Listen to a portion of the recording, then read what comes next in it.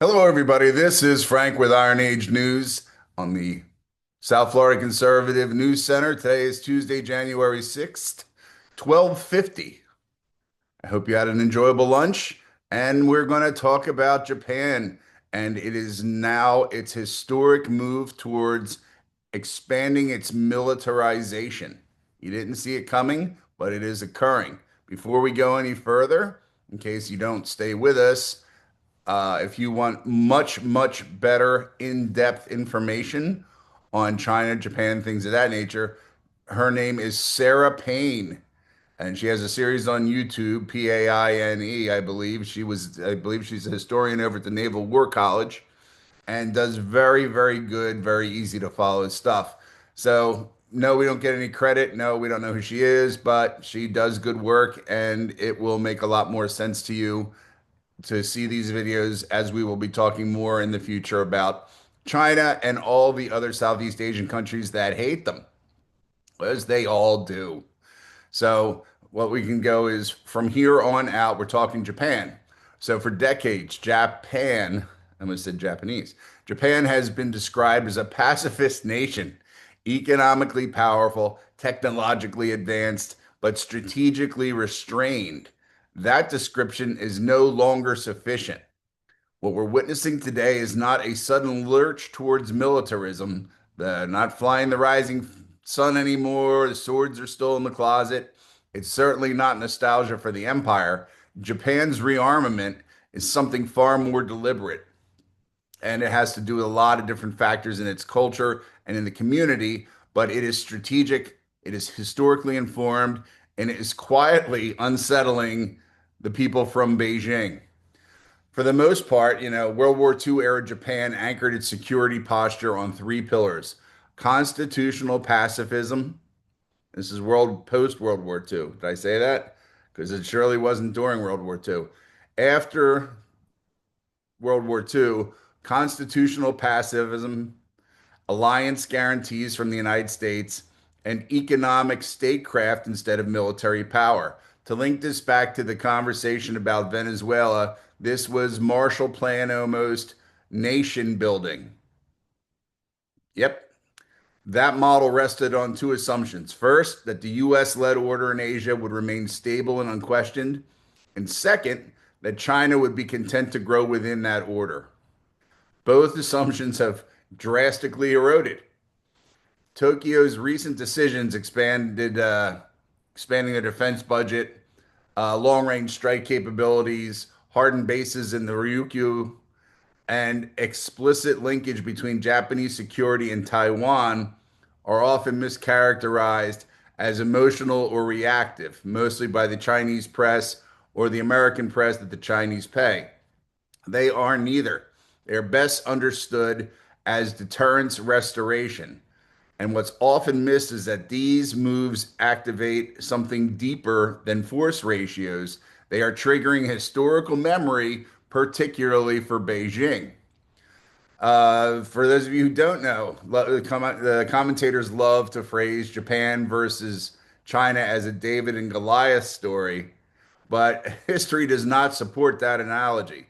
Chinese modern experience confronting the Japanese war machine has been quite simply disastrous, and that reality still weighs on the PLA, People's Liberation Army, strategic structure, even if it's rarely acknowledged publicly. During the Second Sino-Japanese War from 37 to 45, Japan, look at a map, a smaller, resource poor island nation, did the following. It shattered the Chinese's defensive lines. It seized major cities like Shanghai, Nanjing, and Wuhan, and of course the infamous Nanking. It exposed deep failures in China's command and control, logistics, and coordination, and it forced China to rely on geography, attrition, and eventually allied intervention, not battlefield superiority. And that, to be fair, was the government of mostly Chiang Kai shek's period, not the communist government, but the communists were also in there fighting the nationalists and fighting the Japanese when possible. So the key lesson for Chinese planners wasn't just defeat, it was how Japan won. and it was through superior organization, a disciplined and professional officer corps, integrated naval, air, and ground operations. They're very good with that. Rapid adaptation and decentralized command, and maritime and logistical competence despite numerical inferiority. That not so much against the Chinese, but against everybody else. This historic uh, situation, it's politically sensitive in Beijing, but it's institutionally remembered. Japan is not viewed inside Chinese military planning circles as just another neighbor. It is best remembered as the last Asian power to decisively defeat China in a modern war, and that matters. The Korean thing, not so much. What the Japanese did to the Chinese, they probably still are going to feel that one. So since 1949, China has not meaningfully overwritten that lesson with later success in conventional warfare because the Japanese have been able to opt out of everything. They did in their constitution were a self-defense force. If you see the old, I think it's changed now that it was the Japanese ground self-defense force, and then the Japanese Navy was same kind of thing. So its record remains mixed at best. Korea ended in a stalemate at enormous cost. The 1962 war with India, and this is I'm saying about the Chinese having a shit record of fighting. The 62 war with India was limited and terrain specific. The 1979 invasion of Vietnam exposed some serious operational weaknesses. Vietnamese beat them, and there was no large scale modern peer conflict since. Hey, we can't say much about Vietnam, but they really got the Vietnamese really chewed up the Chinese. Where China has excelled instead is elsewhere, and this is what they're very good at. You got to give them credit. Espionage and technology acquisition, economic coercion and dependency creation, lawfare and political influence operations. Look at the news right now. Most of the stuff that you're seeing about giving Maduro back is paid for by the Chinese. Incremental gray zone pressure. These tools work well against ambiguity. They work well against division. They work poorly against hardened maritime coalitions and explicit red lines, especially when Japan is involved. So that brings you to everybody's favorite, Taiwan. Taiwan is the fulcrum of the entire equation. When Japan openly ties its own security to Taiwan's survival, it resurrects a scenario Beijing finds uniquely threatening. Okay, a two-axis maritime problem, north and south. Japanese control of critical sea lanes and choke points. World-class Japanese anti-submarine warfare and intelligence capabilities. And a technologically advanced adversary with historical credibility. The Japanese Navy is no joke either. And they are constantly being trained with the United States. I believe a little bit with the Koreans, but mostly they're out there with the United States on maneuvers whenever possible. They are out there doing the job. China has always had a habit of kind of keeping the Navy back because they don't want us to see it, quote unquote, but it's really, and you're going to say whatever you want to say, it's because they're shit sailors. They don't really have the people to do the job. They build a big fleet, but they have to make it work, right? And if it doesn't go out in the blue water, then it doesn't matter.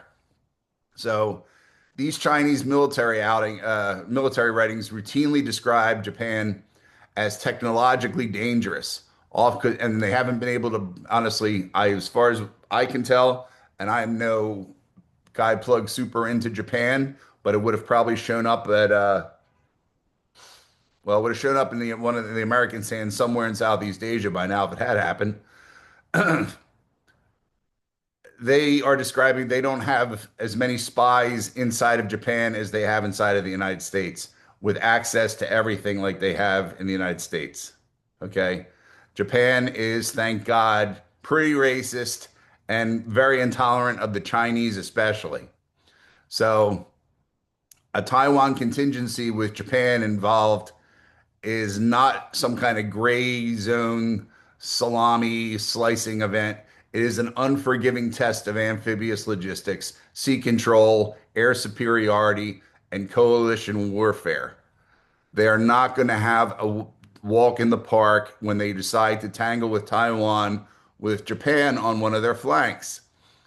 And also, as I said, they do not know well, they know everything they could have gotten out of the American spies, but you don't know what the Japanese have been up to without us around. So that's always the other thing, you know? So Japan's repositioning does not really occur in isolation.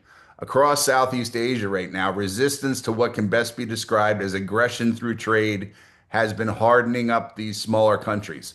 Vietnam has strengthened its maritime posture and diversified its security relationships. Vietnam did not give up being a communist country, it gave up dealing nicely with the Chinese, who have constantly tried to screw them on everything. If you saw Trump's tariff thing on Vietnam, it was because Vietnam and Cambodia, among a few of the other ones, China would say, okay, well, I can't sell anything of my own. They would have their gangsters ship the shit to Vietnam, put Vietnam tags on it, and then ship it out. That's why those tariffs were there, was to stop Japan from the Ghost Fleet for oil. The Mattress Company is the same thing, to stop them from ghosting all their shipments into the United States and avoiding the tariff. The Philippines has reopened U.S. bases and pushed back against maritime harassment. They are some ballsy guys in the Filipino Navy or Coast Guard, whatever they are. They are fighting the Chinese on these decks with axes and knives, machetes, water cannons, the whole bit. They get into it. Old time 1800s naval warfare. Indonesia, Malaysia, and others are increasingly vocal about EEZ violations. Stop fishing all of our water out. Don't make artificial islands so that you can try to drill for gas or oil in our country. So within ASEAN, ASEAN, you can look it up, that's the name of the organization, the center of gravity is shifting from quiet accommodation to conditional balancing. What these states reject is not trade with China. Nobody was really so much upset about that, except the stuff is they're giving them total shit and it ruins their own manufacturing inside of it. It's trade as coercion, it's debt leverage. I want to use your port and I'm going to keep it. It's political conditioning. They're totally arrogant when they get into your country. They say American tourists are bad. Whether you run into some Chinese businessmen and they own like a factory or something nearby, look at some of the videos of how they act in Africa. It is a slow erosion on the sovereignty of every one of these countries. And they realize at the end of the day, it's just a matter of time before you become the 51st state, right? And you're not going to get the same nice treatment as you would from the Americanish.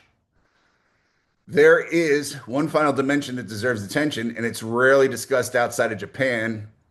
And this has a bearing on this all. I don't know if you're aware of this. The reign of Naruhito, which is Hito, I'm sorry, using the wrong pronunciation, marks a quiet historical rupture. For the first time in 2 millennia, think about this, 2 millennia, Japan faces the plausible interruption of the world's oldest continuous imperial line. There are no children, and he's thinking about just saying that's it for the emperor after him. And it's not a tabloid issue, it is a civilizational signal. The imperial house has long functioned not as a political institution, but a symbol of continuity. Japan as something that persists beyond government, ideology, and economic cycles. The imperial court has been there forever. The emperor's direct descendant from heaven, yeah, yeah, yeah. But it's always been there and it's always been part of the background. You can say the young kids today, they don't respect the emperor, but enough people do. And it's such an ingrained part of the culture, argue if you will. It is. They used to say that when it came to the last king of Thailand, it was the same shit there. People didn't understand how these things go. But when that continuity becomes fragile, it's going to face a broader reckoning. Japan's post-war strategy was intentionally inward looking. We really didn't want them out and about again after the last time they were loose in the Pacific. Do you really want the Japanese out there? No. They wanted to go back to being the hermit kingdom, similar to the idea behind North Korea, but without all the oppression. So Japan's post-war strategy was intentionally inward looking. They built up their economy. They rebuilt the whole country from whatever parts that we bombed into the ground. They had social cohesion. They did not have a revolt under the communists or under the fascists or anything like that. Technological excellence. They went back to being trying to be perfect in their jobs as possible, and of course, cultural preservation. All of it rested on an implicit guarantee that the external government would remain permissive. Okay. That assumption no longer holds. And here is the key insight. If Japan wishes to look inward, it must keep the outside protected. It needs a gold shield. It needs a gold whatever. It needs to be caged. That does not make them militarists. It is a civilizational risk management for them. Defense policy becomes not just about territory, but about time, ensuring Japan's story continues uninterrupted. Yep. So what we're witnessing now is not uh, some loud nationalism, which you're going to start seeing. The news is going to start to talk about it because China will start revving it up once it's over the Maduro thing. But you're starting to see stuff about Japan racism. It's usually they go with the racism first. So it's something far more from Japanese, which is that it took a long deliberation. They don't just snap, go with shit. Institutional consensus, and then reluctant but decisive adaptation.